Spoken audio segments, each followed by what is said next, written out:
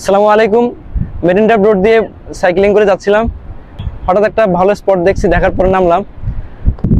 জায়গাটা খুবই সুন্দর, মানুষজন কম, তারপরেও অনেকে আসছে, প্যারাসেলিং হয় এখানে, আর এখানে খেলাধুলা করতেছে।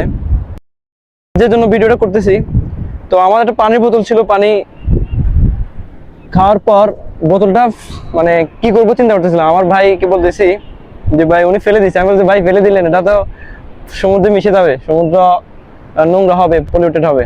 একজন ন্যাচারালিস্ট হিসেবে আমার মাথায় আসলো যে এই স্পট গুলাতে অন্ততপক্ষে একটি একটি করে ডাস্টবিন থাকা দরকার। কারণ আমরা যত বর্জ্য তৈরি করছি এগুলো তো অধিকাংশই সমুদ্রে যাচ্ছে।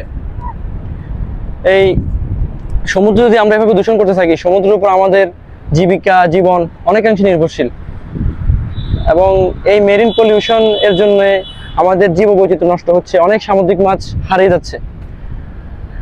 পাশাপাশি আমাদের যে কলকারখানা হতে শুরু করে আমাদের নিজেদের তৈরি বর্জ্যগুলো, সকল বর্জ্য এবং সামুদ্রিক জলযানগুলোর বর্জ্য সবকিছু কিন্তু সমুদ্রে মিশতেছে। তো এই সমুদ্র যেহেতু আমাদেরকে এভাবে লালন পালন করছে, এই সমুদ্রকে নিয়ে অবশ্যই আমাদের কেয়ার করা দরকার। এই জন্য আমরা সবাই সচেতন হব। আমরা দেখি মানুষজন বিচগুলোতে আসলে সকল জায়গাগুলো একদম নোংরা করে ফেলে। আমরা অনেক বিচে গেছি, মানুষ তো দুই একটা বিচ বাইরে যায় না, আমরা অনেকগুলো বিচে যাওয়ার চেষ্টা করছি।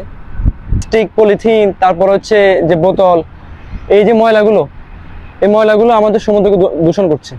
আমরা যদি নিজেরা সচেতন না হই, তাহলে আমাদের ভবিষ্যতে এটা আমাদেরকে এটার ক্ষতিটা আমাদেরকে বহন করতে হবে।